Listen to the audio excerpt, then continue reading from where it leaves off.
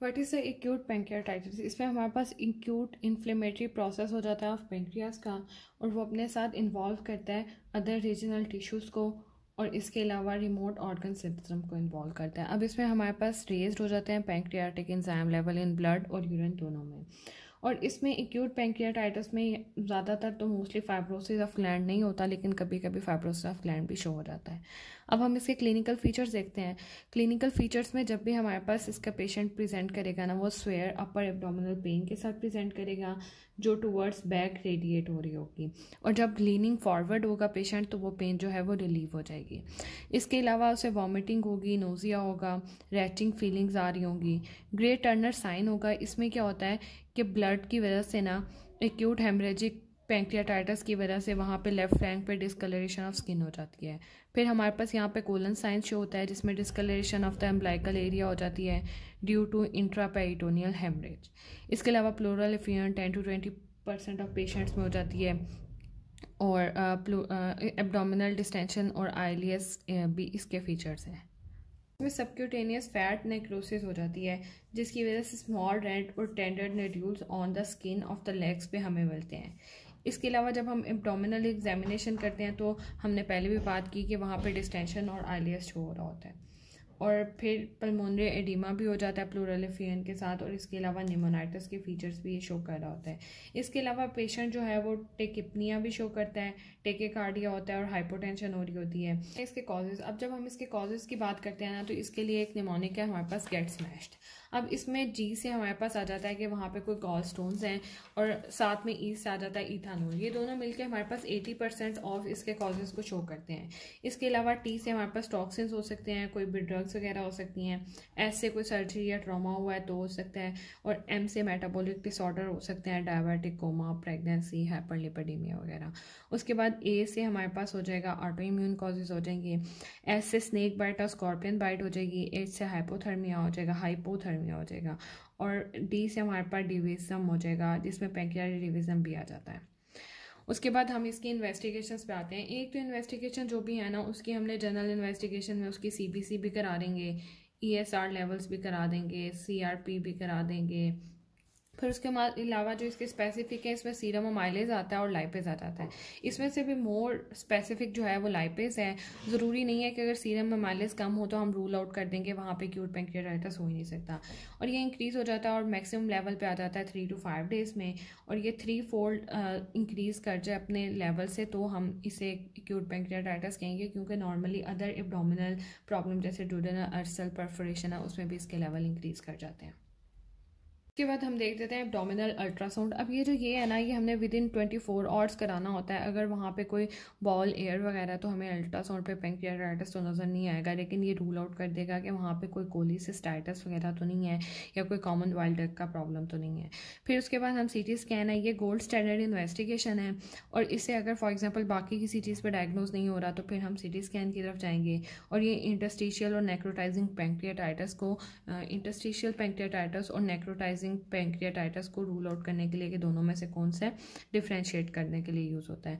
इसके बाद हम अगर फॉर एग्जांपल वहाँ पे कोई लोकल कॉम्प्लिकेशन एब्सेसिस या नेक्रोसिस वगैरह तो वो भी देख सकते हैं। फिर हम इसमें लेप्रोटमी कराते हैं। अब अगर फॉर एग्जांपल पेशेंट पैंक्रियाटाइटिस का है ना, तो उसमें मल्टीपल ट्यूबरकल्स अमंटम पे हमें नजर आएंगे। अब जो मल्टीपल ट्यूबरकल्स हैं वो बनते कैसे हैं कि वहाँ पे फैट नेक्रोसिस हो जाता है। पैंक्रियाज की जब ऑब्स्ट्रक्शन होती है ना, तो उसमें से लाइपेजेस निकलते हैं और वो सेपरेट कर देते हैं ग्लिसरॉल को इनटू फैटी एसिड। अब जो फैटी एसिड जो है ना, वो वहाँ पे जो कैल्शियम होता है ना उसके साथ बाइंड कर जाते हैं, और वहाँ पे वो क्या बना देते हैं, फैटी नेक्रोसिस करा देते हैं, फॉर्म सोप्स बना देते हैं, और जिसकी वजह से वहाँ पे हाइपोकैल्सीमिया भी हो जाता है। फिर हम नेक्स्ट पे देखते हैं कि इसकी स्वेरिटी क्या है। अब स्वेरिटी के अकॉर्डिंगली ये हमारे पास माइल्ड एक्यूट पैंक्रियाटाइटिस भी हो सकता है। अब माइल्ड एक्यूट पैंक्रियाटाइटिस तब होता है जब ये नॉर्मल थोड़ा थोड़ा डिसफंक्शन करे ऑर्गन सिस्टम्स को, और एक होता है स्वेयर के मतलब वहाँ पे हमारे पास बहुत ज़्यादा डिसफंक्शन हो गया या ऑर्गन फेलियर ही हो जाए वहाँ पे, तो हम इसे कहेंगे कि जी ये हमारे पास स्वेयर एक्यूट पैंक्रियाटाइटिस है, और जिसमें डेथ रेट जो है 20 to 50% हो जाता है, और माइल्ड एक्यूट पैंक्रियाटाइटिस में जस्ट 1% मॉर्टेलिटी रेट हो जाता है। अब इसे हम स्वेरिटी को कैसे देखते हैं, एक है रैनसन स्केल, इसके 11 क्राइटेरियाज हैं जिनकी बेसिस पे हम देखते हैं। 5 हम पेशेंट को एडमिशन के टाइम पे चेक करते हैं, और बाकी 6 क्राइटेरियाज जो हैं वो विद इन 24 आवर्स चेक करते हैं। इन पर हमारे पास एपेक 2 स्कोर आएगा, ग्लासगो स्केल आ जाएगा, सी रिएक्टिव प्रोटीन आ जाएंगे। फिर हम फाइनली इसके ट्रीटमेंट की तरफ जाते हैं कि इसे हम ट्रीट कैसे करेंगे। अगर फॉर एग्जांपल माइल्ड पैंक्रियाटाइटिस है, मतलब थोड़ा बहुत ऑर्गन्स को इन्वॉल्व कर रहा है, तो हम पेशेंट को नॉर्मली IV फ्लूइड देंगे, मॉनिटरिंग करेंगे उसके वाइटल्स की, एनाल्जेसिक्स दे देंगे, एंटीएमेटिक्स दे देंगे। एंटीबायोटिक्स जो होते हैं मोस्टली इंडिकेटेड नहीं होते इसमें, और mostly patient with in 72 hours जो है वो रिकवरी शो कर देते हैं। लेकिन अगर फॉर एग्जांपल इस पर माइल्ड नहीं है, हमारे पास सीवियर पैंक्रियाटाइटिस है, तो हमने क्या करना है, सबसे पहले पेशेंट को ICU में शिफ्ट कर लेना है। फिर उसके रिप्लेस करना है फ्लूइड और इलेक्ट्रोलाइट लेवल, उसकी ऑक्सीजनेशन देखना है कि वो प्रॉपर होनी चाहिए। फिर ऑक्सीजन मोनीटर करने के बाद हमने उसके वाइटल्स देख लेने हैं। वाइटल्स मोनीटर करने के बाद हमने उसके नेजोगैस्ट्रिक एस्पायरेशन कर लेनी है। बायोकेमिकल मोनीटरिंग में हम देखेंगे LFTs देख लेंगे, RFTs देख लेंगे, serum calcium, sugar, TLC, LDH levels देख लेंगे। फिर हम एंटीबायोटिक प्रोफाइलैक्सिस स्टार्ट करा देना, लेकिन वो मोर देन 14 डेज हम कभी भी नहीं लेके जाते। फिर CT स्कैन की तरफ पेशेंट को लेके जाएंगे कि देखेंगे कोई ऑर्गन फेलियर तो नहीं हो रहा या साइन ऑफ सेप्सिस तो नहीं है।